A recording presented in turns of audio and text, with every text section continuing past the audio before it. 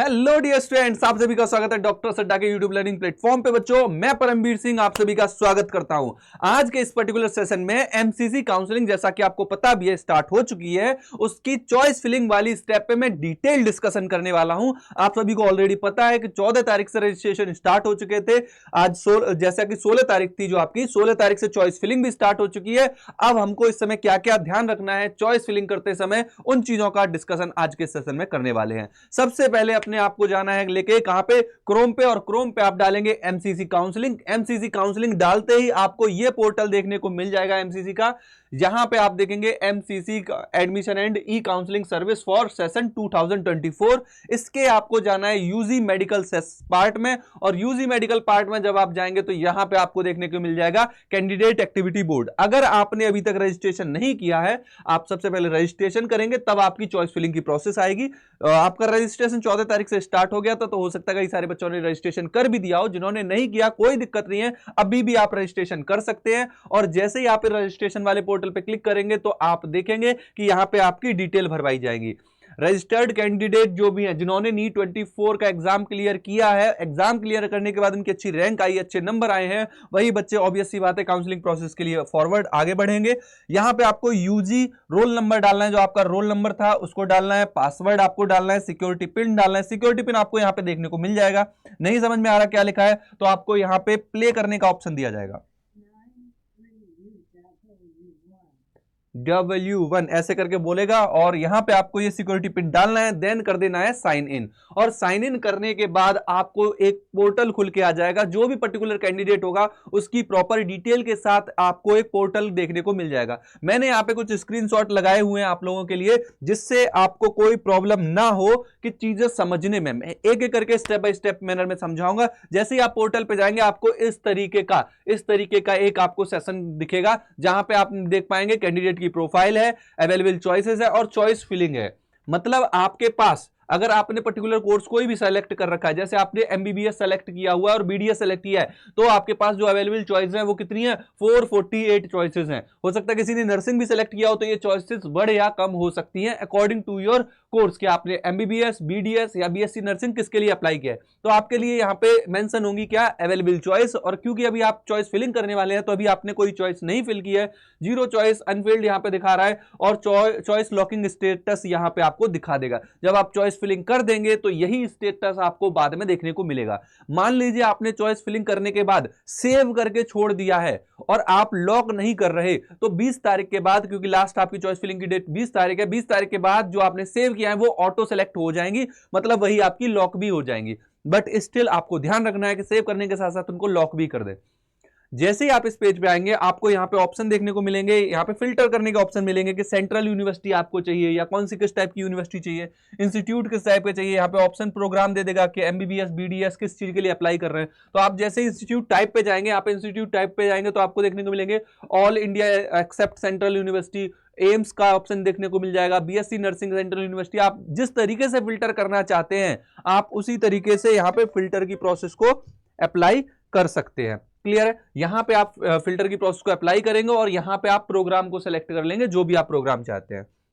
After that आपको क्या करना है, अब आपको जाना है, जैसे ही आपकी ये प्रोसेस स्टार्ट होगी, आपको यहां पे कई सारे चॉइसेस दिखाई दे दिए जाएंगे। आपने मान लीजिए एमबीबीएस सेलेक्ट कर रखा है, तो एमबीबीएस में आपने एमबीबीएस सेलेक्ट किया, तो यहाँ पे एम्स के कॉलेज आ जाएंगे, जैसे एम्स मदुरई है और डिफरेंट एम्स है, एम्स ऋषिकेश है, एम्स दिल्ली है। बट आपकी चॉइस जैसे मान लीजिए एम्स दिल्ली है, तो आपने सेलेक्ट क्या किया, एम्स दिल्ली एमबीबीएस के लिए पहली चॉइस आपने इसको रखा, फिर दूसरी चॉइस आपने एम्स ऋषिकेश को रखा। ये चॉइस हम किस तरीके से किस कॉलेज को दे, इस पे मैं अलग एक वीडियो बना दूंगा, या तो फिर इसी वीडियो के एंड में थोड़ा सा आपको हिंट दूंगा।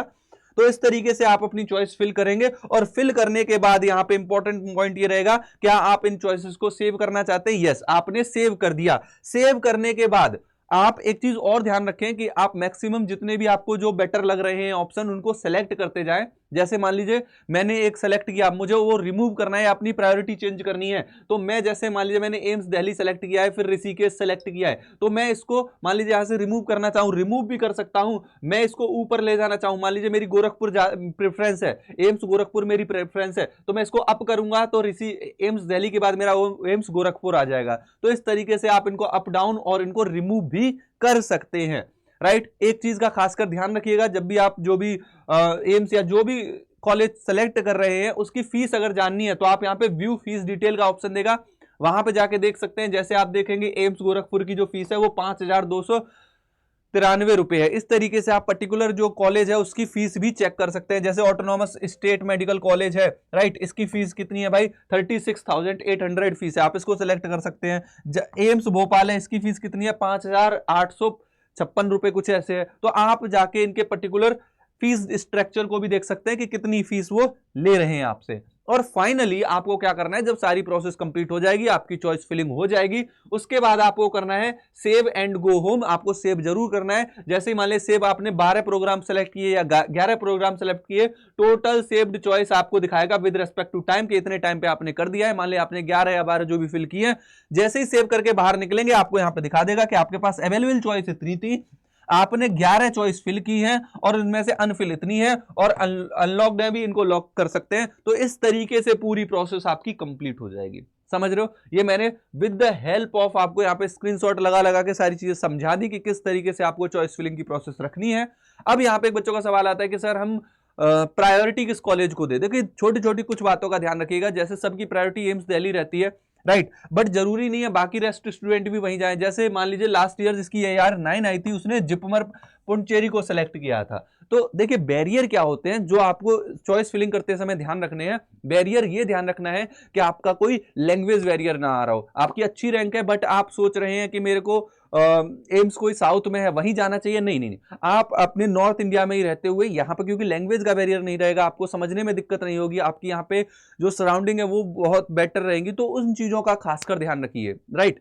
तो ये आपको चॉइस फिलिंग करते समय याद रखना है कि आपकी प्रायोरिटी क्या है। पहले प्रायोरिटी सेट करिएगा कि हाँ मुझे दिल्ली में रहना है, दिल्ली में रहना है, एम्स दिल्ली से बेस्ट कुछ है ही नहीं, सब लोग एम्स दिल्ली लगाते हैं। फिर मौलाना आजाद है भाई, लोग इसको भी लगाते हैं, राइट। फिर जैसे VMC है, इसको लगाते हैं, सफदरगंज वाला जो हॉस्पिटल है। तो आपको अगर जो प्रायोरिटी आपको सेट करनी है, प्रायोरिटी मतलब आपको ध्यान रखना है कि सिटी में रहे एक तरीके से, और अगर मान लो आपको आउट ऑफ स्टेट भी जाना पड़ रहा है तो गांव के जो विलेज वाले जो हॉस्पिटल्स वगैरह हो या कॉलेजेस हो, सॉरी, आपके जो मेडिकल कॉलेजेस हो, उनको एक बार को अवॉइड करना, कोशिश करना सिटी में। क्योंकि जितने भी एम्स हैं देखो सारे बढ़िया होंगे, बट आप आउट ऑफ सिटी चले जाओगे तो वहां पे कहीं ना कहीं माहौल थोड़ा सा फर्क आ जाएगा।